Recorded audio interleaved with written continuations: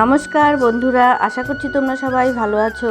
আজ আমি তৈরি করব ভেন্ডি দিয়ে খুবই মজাদার ও ক্রিস্পি পকোড়া রেসিপি। ভেন্ডির এই পকোড়া বা ক্রিস্পি ভাজা আমরা কিন্তু সাধারণত বানাই না। এই ভেন্ডি ভাজা দুপুরে বা রাতের ভাতের পাতে যেমন ভালো লাগে, তেমনি কিন্তু সন্ধ্যাবেলা চা বা কফির সাথে অসাধারণ লাগে খেতে। তাহলে কীভাবে বানিয়েছি ভেন্ডি পকোড়াটা তোমরা দেখো।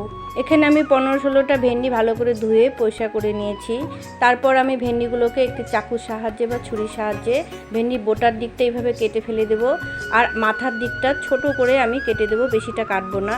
কেটে চাকু দিয়ে মাঝখানে একবার ভেন্ডির মাঝখান দিয়ে ফালা করে নিলাম, আবার ঘুরিয়ে নিয়ে উপর দিকেও ফালা করে নিলাম, এরকম ফালা করে নিলাম। তোমরা দেখো পরেরটা কিভাবে কাটছি। এইভাবে মাঝখান দিয়ে কেটে আবার এইভাবে ফালা করে নিলাম। এইভাবে আমি সব ভেন্ডিগুলোকে কেটে একটুখানি লবণ মাখিয়ে নিলাম নরম হওয়ার জন্য। আর এদিকে আমি ব্যাটার তৈরি করে নিচ্ছি। এখানে 1.5 চামচের মতো ময়দা নিলাম, আর 1.5 চামচের মতো আমি চালের গুঁড়ো নিলাম, আর 1 চামচের মতো আমি বেসন নিলাম, আর একটু নিলাম কালো জিরার গুঁড়ো, আর একটু নিলাম গোলমরিচের গুঁড়ো, আর লঙ্কার গুঁড়ো, আর হলুদ গুঁড়ো। এগুলো সবগুলোকে ভালো করে মিক্স করে দিয়ে আমি জল মিশিয়ে ভালো করে, না বেশি পাতলা না বেশি ভারী ব্যাটার তৈরি করে নিলাম। লবণ দিতে ভুলে গেছিলাম, এখন একটু লবণ দিলাম। লবণটাকে ভালো করে মিক্স করে রেখে দিলাম। আর এদিকে একটি কড়াই গরম করে কড়াইয়ের মধ্যে তেল দিয়ে দিলাম। তেলটা গরম হয়ে গেলে ভেন্ডিগুলো মাথার দিকটাকে আঙুল দিয়ে ভালো করে ছড়িয়ে নিলাম, ফুলের পাপড়ির মতো করে নিয়ে বেটার লাগিয়ে আমি তেলের মধ্যে দিয়ে দিলাম।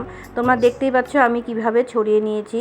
এইভাবে ফুলের পাপড়ির মতো ছড়িয়ে তোমাদের তেলের মধ্যে দিতে হবে। এখানে আমি 4টা ভেন্ডি এইভাবে দিয়েছি।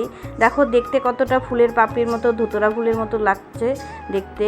এইভাবে আমি গ্যাসের আঁচটাকে মিডিয়ামে নিয়ে যতক্ষণ না মুচমুচে হয়ে যাচ্ছে ততক্ষণ আমি ধীরে ধীরে এগুলোকে ভেজে নেব। বন্ধুরা, তোমরা যদি এইভাবে একবার বানিয়ে দেখো বাড়িতে, খেতে কিন্তু খুবই ভালো লাগে। আর এরকম ভেন্ডির রেসিপি কিন্তু আমরা খুবই কম খাই। দেখো দেখতে কতটা সুন্দর হয়েছে, এখন মুচমুচে হয়েছে। এখন আমি এগুলোকে নামিয়ে নিলাম। দেখো কতটা মুচমুচে হয়েছে, তোমরা না বানিয়ে খেলে বুঝবে না। আর খেতে যে এতটা সুন্দর হয় বা এতটা টেস্টি হয় তোমরা না খেলে বুঝবে না। এই ভেন্ডিগুলোকেও আমি এইভাবে ফুলের পাপড়ির মতো করে ছড়িয়ে দিয়ে সবগুলোকে ভেজে নিলাম। বন্ধুরা দেখো খুবই সহজভাবে কিন্তু আমি রেসিপিটি বানালাম। তোমরা বাড়িতে অবশ্যই একবার ট্রাই করবে, আর কমেন্ট করে জানাবে পকোড়ার রেসিপিটি কেমন হলো। আর তোমাদের যদি ভালো লেগে থাকে আমার পকোড়া রেসিপিটি, তাহলে অবশ্যই একটি লাইক, শেয়ার এবং সাবস্ক্রাইব করে আমার পাশে থাকবেন। দেখা হচ্ছে পরের ভিডিওয় অন্য কোনো রেসিপি নিয়ে। নমস্কার।